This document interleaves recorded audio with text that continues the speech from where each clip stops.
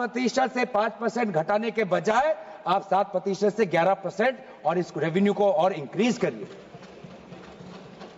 आज ये बात करते हैं कि ये रिफॉर्म्स ला रहे हैं।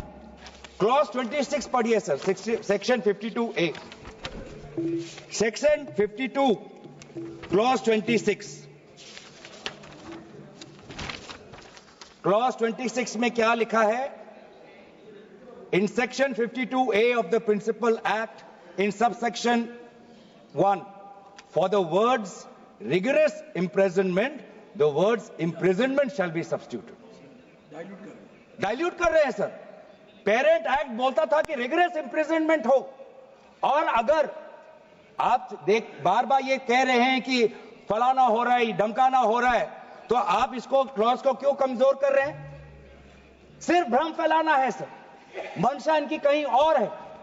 मंशा सर, मैं भी एक टिप्पणी देना चाहूंगा कि आज ये एक विशेष समाज के जमीन पर इनकी नजर है, कल समाज के दूसरे अल्पसंख्यकों के जमीन पर इनकी नजर जाएगी।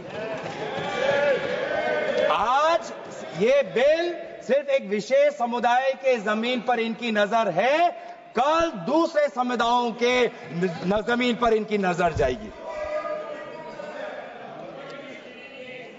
बार बार ये बिल सर, इतना संशोधन की जरूरत है।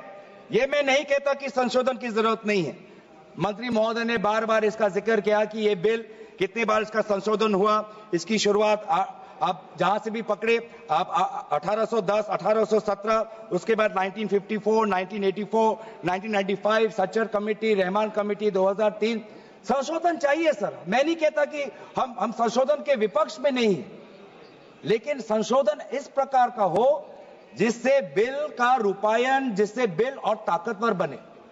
और इन्होंने ऐसे संशोधन लाए हैं जिससे बिल से इस देश में और यहां पे समस्या बढ़ेगी, और मसले बढ़ेंगे, और लिटिगेशन होगा। सर ये इनका क्लॉज 40A पढ़िए सर। इनका clause 40A, section 107, on and from the commencement of the Waqf Amendment Act 2025, the Limitation Act 1963 shall apply to any proceedings. Sir, इससे पहले आप जितने बार भी आप इतिहास में जाए, हर बार, क्योंकि ये वक्फ, ये जो प्रक्रिया है, जब से हमारे देश में इस्लाम आया तब से ये प्रक्रिया चल रही है। बहुत से ऐसे कब्रिस्तान है जहां पे कोई पेपर्स नहीं है, कागज नहीं है, लेकिन जजमेंट है, जजमेंट इनके पक्ष में है। और आज बार बार हमने कहा है कि लिमिटेशन एक्ट इसको बढ़ाया जाए, क्योंकि ये प्रैक्टिकल एक समस्या है। लेकिन आज ये नहीं चाहते। क्यों?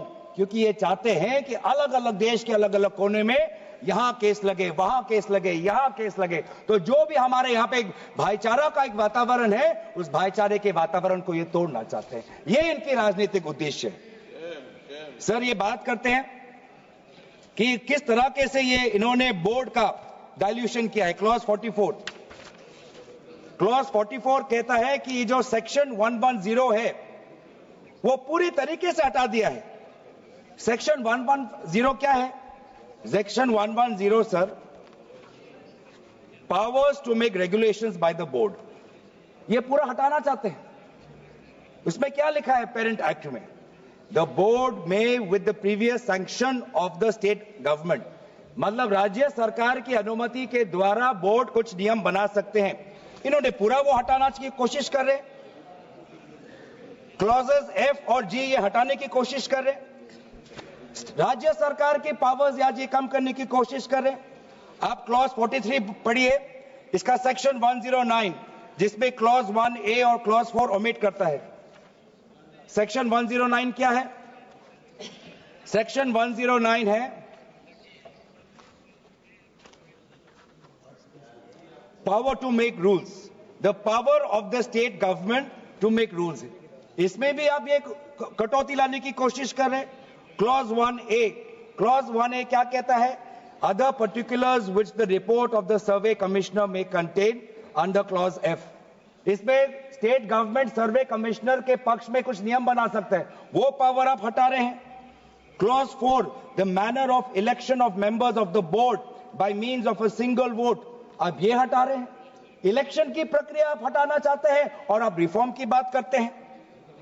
सर आप ये देखिए 83(9) आज बार बार ये एक भ्रम फैलाया जा रहा है कि हाईकोर्ट का कोई भूमिका नहीं है।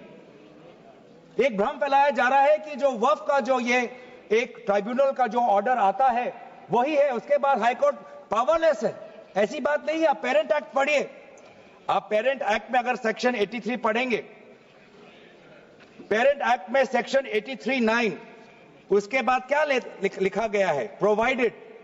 provided that a high court may on its own motion or on the application of the board or any person aggrieved call for and examine the records relating to any dispute and may confirm or reverse the decision. ये power high court में parent act में है ही 2013 के संशोधन के बाद। तो क्यों बार बार आप ऐसा एक भ्रम फैला रहे हैं कि हाई कोर्ट का कोई रोल नहीं है? अगर कहीं अन्याय हुआ है, अगर कहीं अन्याय हुआ है, चाहे दक्षिण में हो, उत्तर में हो, उत्तर पूर्वांचल में हो, पश्चिम में हो, तो सेंट्रल गवर्नमेंट के पास वो पावर्स हैं।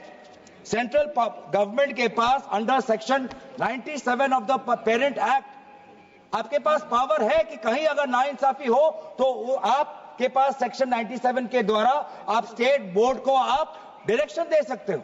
मैं पढ़ूं 97।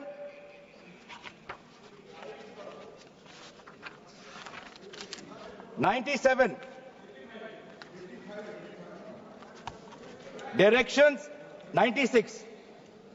96 for the power of the central government to regulate secular activities of OCF, powers 97 directions by state government subject to any directions issued by the central government under section 96. The state government from time to time give to the board such general or specific directions as the state government thinks fit. मैं जानना चाहूंगा, आपके बहुत जगह आपकी double engine की सरकार है, बहुत जगह आपकी डबल इंजन की सरकार है, कहीं कहीं आपकी सहयोगी दल की भी सरकार है। आपने पिछले 10 साल में कितने बार इस सेक्शन 97 का आपने इसका इस्तेमाल किया? कहीं भी आप अगर नाइंसाफी हुआ तो कितने बार आपने सेक्शन 97 का आपने इस्तेमाल किया? उसका बोलिए, फिर जाके बोलिए कि ये जो पेरेंट एक्ट है ये कमजोर एक्ट है। पूरी ताकत दी हुई है। अगर कहीं गलती हुई है, कहीं सुधारना है, हमारी संवेदना है, वो चाहे केरला में मवम की बात हो, संवेदना है हमारी, पर आपके पास भी वो ताकत है। आपने कितने बार इस ताकत को आजमाया? सर आज आप देखिए कितनी दुख की बात है। सेक्शन 64 क्लॉज 29 64 ये एक्ट सर क्या लिखा है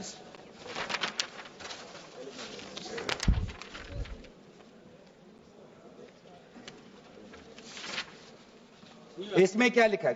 न्यू एक्ट में section clause number 29L, clause number 29L में लिखा है कि अगर is a member of any association which has been declared unlawful under the Unlawful Activities Prevention Act 1967, यूआप आपने लाए, ठीक है। आप कहीं रिग्रेस प्रेजेंटमेंट को उसको सिंप्लीफाई करके प्रेजेंटमेंट लाना चाहते हैं और कहीं आप यूआपा का संशोधन लाना चाहते हैं। आपका हक है। आप बस हमें इतना बताएं कि और कौन से